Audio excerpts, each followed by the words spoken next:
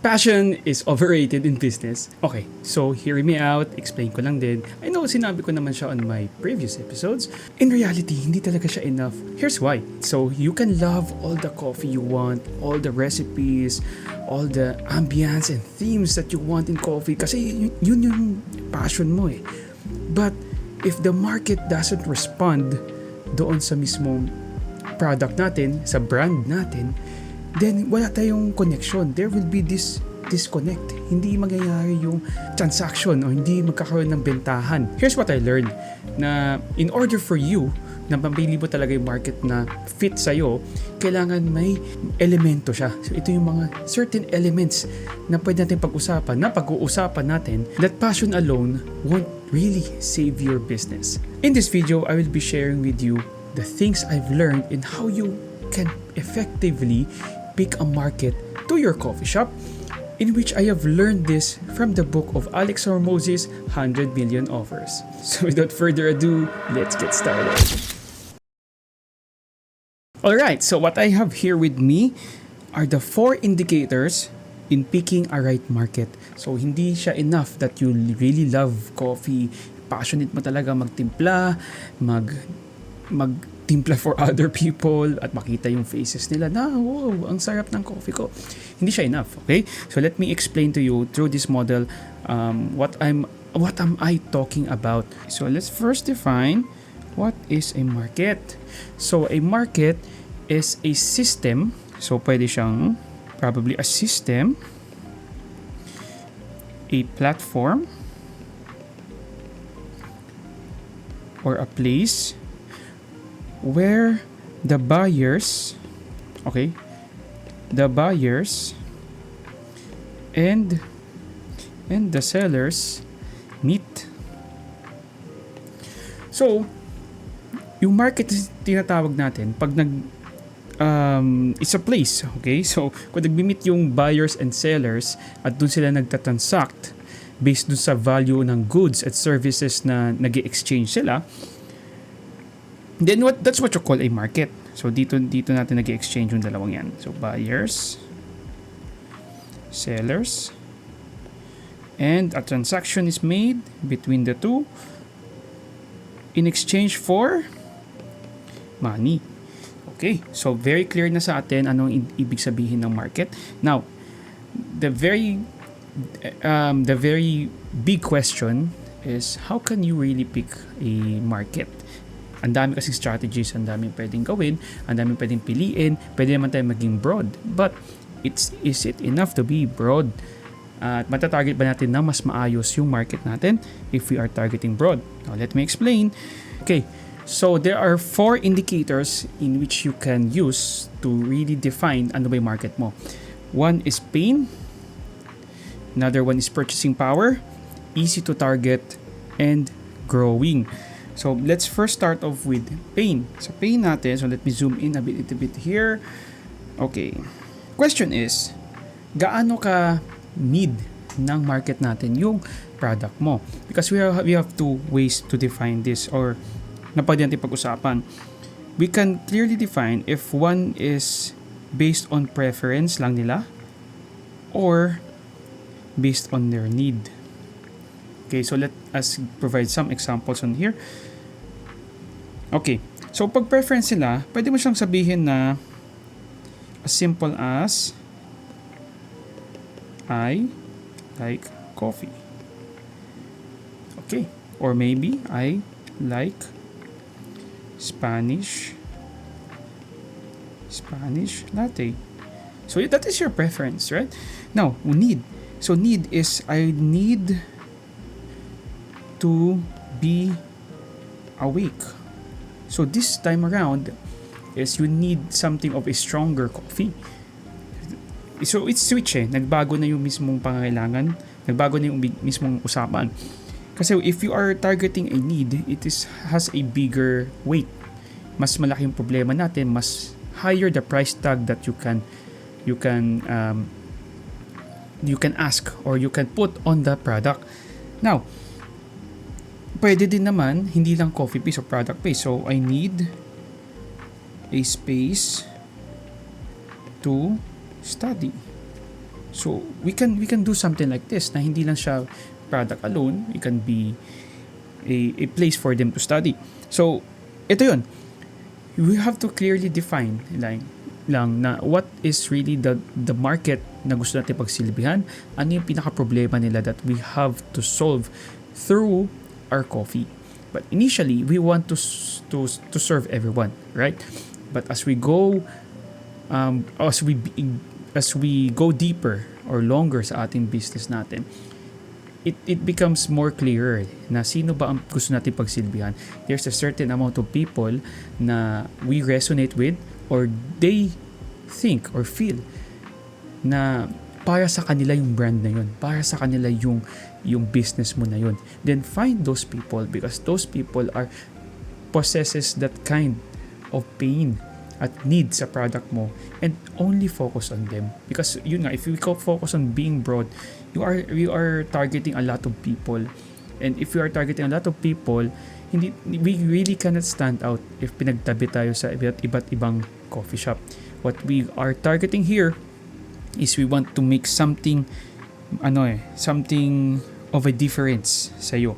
So dapat ang target mo is dapat unique ka. Target mo is you want to be unique and you want to be different. So always the question is, if pinagtabi ka sa lahat ng mga coffee shops, what makes you different and what is the problem that you would want to solve sa customer na tina-target mo. Alright, so next is purchasing power. Now, we have defined the pain. Dapat may pangangailangan sila. Hindi siya simple na coffee lang gusto mong ma-serve, but deep inside that there is a certain problem that you would want to solve sa kanila. Now, it's not enough na na-define mo na ang problem nila, ang pain nila, alam mo na ang gusto mong isolve sa buhay nila through your coffee. Because the main question is, will you make a profit out of this? Kaya ba ng market natin i-sustain yung business mo by purchasing from you and repurchasing again? So dapat may reoccurring na nangyayari sa business natin. It's not only a one-way transaction, but dapat it's a continuous transaction that you are continuously providing them value. In return, they are continuously supporting your brand, your business by buying from you kung ano may ino-offer mo sa kanila. Not just once, but in multiple times in their lifetime. That's what I'm saying earlier that your focus should not be broad or lahat target natin. Our focus is to define kung what is really our target market, anong pain nila, then ibuhos natin lahat ng attention natin, our focus, our resources in solving that problem. Because that one person alone, 'di ba? Hindi lang sila naman nag-iisa. They are look-alike audiences, kumbaga. So, we can talk more about this, about more on compounding effect na. That if kahit maliit lang siya, let's say it's only 100 persons na nakilala mo during ilang years mo. But this 100 persons or people really resonates with your brand. Kilalang kilala ka na, repeat customers na sila, they really love your brand, your product, kung ano mang i-offer mo, they support you along the way. So, this compounds. For example, we have 180 pesos. Okay, so for example, 180 pesos ang benta natin for your coffee. Per coffee, 180 pesos. Then, let's say this customer of yours happened to buy from you 22 days in a month. So, magkano yun? So, 22 days, that would be roughly around 3,960. If this is only for one person, okay, so one person pa lang to. The question is 3,960 per month acceptable doon sa market natin? Okay, let's say for example, this office worker is earning, sabihin natin, 30,000 per month. Then, babawasan mo siya ng 3,960. That would be 26,040. So, guys, I'm using my computer for the calculator. 26,040 pesos na ang matitira sa kanya. Yung income niya So it's acceptable pa din. Granted that halos everyday na to na itong office worker na to na bumibili ng coffee from you. Now, if you ask a student and ang price mo is 180, the question is, will they be able to repeatedly buy your coffee within 22 days? So pwedeng question mark eh. Pwedeng yes, pwedeng no, pwedeng occasional lang, pwedeng may party, barkada lang sila na ano, or may school activity. That is it lang. But ang question is, dapat recurring eh. Dapat lagi siyang bumabalik eh. So dito mo ma-define is who will be your target market, because we are only talking on this metric kasi we are only talking about one lang na customer. If you can just get 100 customers lang, ito 100 customers lang, that's roughly around 0.0000001% of the total population. So 100 lang ang kaya mo, ang pwede mong suportahan. Okay, so what if this 100 people can afford the 3,960 per month? So let's do the math here. So 3,960 times 12 months would be equal to, okay, so 47,550. Then i-multiply natin dito sa 100 na to, and the result would be, so multiply yan guys times 100, that would be of course 4,752,000 gross revenue per month, per year. So would you think this is a good business? So I must say this is really a good business na, diba? Because this is how you can see that you do not need to serve a lot of people. Just a small amount lang, serve them and only them, and satisfy their needs in such a way na nasosolve mo yung problem nila through your product or your coffee, and make sure that you can gain a profit from them supporting your business. Okay? That way, you can serve them ulit. Diba? Ibabalik mo naman sa kanila kung anong mai-earn mo sa kanila. So think of it that way. That if you can charge them for 200 pesos, me as a business owner, I'm willing to give back to you more than 200 pesos worth of value. So kung anong value man ibibigay mo, it's either you make it faster, you make it more desirable sa kanila, or you make it more achievable in terms of how they achieve their dream outcome.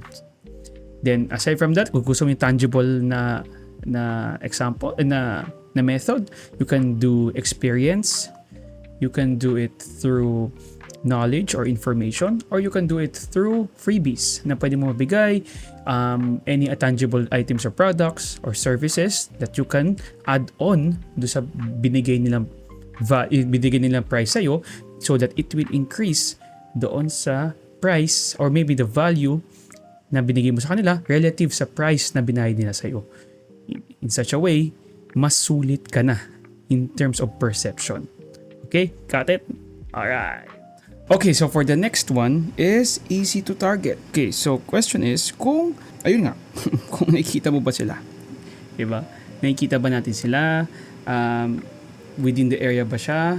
Easy to spot kung sino ba talaga yung market natin. Like yun nga, for example, would be kung office ay office workers, di ba? Kung offices ay office workers, kung students naman ang target mo, dapat near ka sa schools. Okay, so kung in terms of status or maybe yung capacity nila to really support your brand or products, nasa high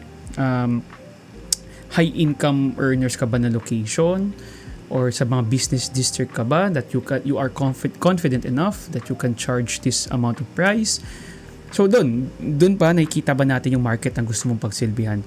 Now, if yun nga, pag nagtatabi-tabi tayo sa numerous na mga coffee shop out there, ang always question pa din yan is, what makes you stand out? Okay, so what makes you different? Kung pinagtabi tayo sa mga coffee shop na yun, kaya that's why you have to determine the pain. Then if kaya nilang supportahan yung brand mo by them purchasing from you, and kaya mo ba silang malocate kung nasaan sila, di ba? So this time around, if you want to be different, is dapat you have to establish your niche. Okay, so dapat may niche ka na tinatawag. Okay, so dapat mas malalim ka na. Okay, so what I mean by niche is it is already a deeper level na if you want to be a different coffee shop, you are targeting a certain amount of people or certain group of people. Let's say, ang coffee shop natin ay intended for, sabihin natin, freelancers. Pwede. Intended for events. And then intended for motorcycle lovers or motorcycle enthusiast or car enthusiast or bicycle or maybe journaling. I mean, there's a lot, diba? There's a lot of niche na pwede natin ma-determine, like sino yung group of people that we want to serve, ano yung problem nila. Then through your coffee, idadaan mo lang yan. Parang i-serve mo lang, i-offer mo lang sa kanila for them to be much more comfortable kung ano yung business natin. Okay? So, just like this example here is a coffee shop designed for people who need a quiet space. Then ang business model niya would be a co-working coffee shop with individual cubicles meant to be as a study hub. Well, as alam naman natin to na medyo common naman na ngayon ang study hub, and usually situated to in areas where there are a lot of students or universities. So if dito pa lang makikita na natin na this business alone happen to conduct yung proper nating analysis in terms of ano yung tamang location, then na-spot natin, spot nila na easy to target pala at makikita mo talaga doon na sino ang totoong market natin. Just to add on din dito is if we are easy to target, we are spending less on advertisement, hindi ganun ka nakakapagod yung marketing natin kasi hindi exhausting yung feeling na you are really changing yung meaning, yung messaging natin, sino ang audience na kausap mo kasi hindi pa well-defined or hindi mo kilala or hindi mo nakikita kung sino ba talaga yung target market natin.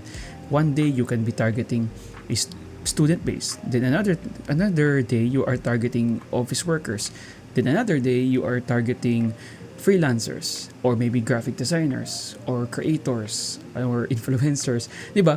So dun pa lang is malabo na, malayo na, like iba-iba na yung gusto natin. This way mas magiging mapadali in how we target them, in how we construct the way we message, and ano yung brand identity mo. May isang group of people that resonates well with them, and it is you for you to find out kung sino talaga yon. Find out who really are the people that you would want to serve, and serve only them. And lastly, guys, we have here growing. Okay, so last part natin or last indicator natin is we have to know is dapat growing yung market na sinaserve natin. Una pa lang is syempre yung coffee alone is already growing kasi in terms of market size, here in the Philippines mas dumadami na ang mga consumers ng coffee, not only on processed coffees, instant coffees, but as well as yung mga home brewers natin, yung mga nakakaalam talaga ng coffee ay nag-expand at lumalawak na sila at nagiging mas interesting na to more people ang paano yung coffee scene. Hindi na sila na-stuck lang in terms of pagtitimpla ng instant coffee. Nagta-transition na sila ngayon to pour over coffees, to to AeroPress, to latte art. 'Di ba dumadami na ang mga tao na nakaka-interest na sa ganitong bagay, sa ganitong nagiging hobby na siya to some. So this alone is already a proof that this is really growing. And another proof is mas dumadami ang mga coffee shops dito. Like nagiging mas fierce ang competition natin. But that is also a challenge for us na how we can penetrate that that the sheet of competition na a lot of big players ang pumapasok, naging coffee shop, and then us as the small players, how can we penetrate that And by having this niche product, niche yung target natin, alam natin yung pain nila, and they have the purchasing power to support us, then we can really push this through. Ang pinaka-essence lang talaga dito is we have to stay afloat sa business natin. We have to stay consistent, and we have to really believe that we can really push this through, because yun yung pinakailangan natin with all the fundamentals and all the things that we have discussed. Ang pinaka-essence dito is dapat ando yung grit and determination that you will see this through until the end, whatever happens. And you will learn a lot from this, diba? So, ayun nga, ito na yun. I will not be scribbling around this one. But basta mag-grow yung business, nakikita mo naman, not really the business, nag-grow yung industry, the market itself. Mas dumadami ang coffee drinkers, mas dumadami ang interested sa coffee, mas dumadami ang nagiging mas more engaging sa hobby ng coffee. That alone is already a proof na growing na yung business natin. And then you can really join the fray. But yun nga, ang advice ko lang dito is you have to be different. You have to stay sa anong vision natin, anong purpose mo, and then stick to it lang until the end. Alright, so that's it guys. Yun yung buong lessons I've learned that make me some realizations sa business and how we run our business. And it's so important to know kung ano talaga yung market na gusto mo i-serve, and by determining them is mas magiging kampante ka na in how you market your product, make your services, and yung other plans natin, strategies natin sa business natin revolves around kung sino yung market na gusto mo i-serve at ano yung niche na you can define sa coffee shop business mo. So I think that's all for this episode, and I'm hoping to deliver more sharings, ano mga natutunan namin, from other books, resources, and how we can apply it on a coffee shop business. So until then, stay tuned for more episodes.